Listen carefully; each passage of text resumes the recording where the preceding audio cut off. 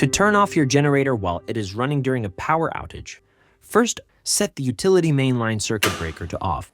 Open the generator's lid and set the generator's mainline circuit breaker to off. Allow the generator to run and cool down for 5 minutes with no load applied. Press the off button on the controller to turn off the generator.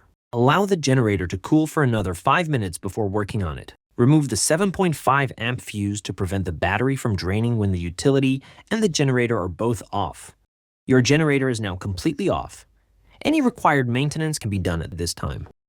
When you are ready to restart your generator, you will need to first reinstall the 7.5 amp fuse. Then verify the generator's mainline circuit breaker is still off, and press the auto button. Allow the generator to crank, start, and run to warm up for 1 to 2 minutes. Then turn the generator's mainline circuit breaker to the on position and turn the utility mainline circuit breaker to the on position. The generator is now fully operational and powering the load.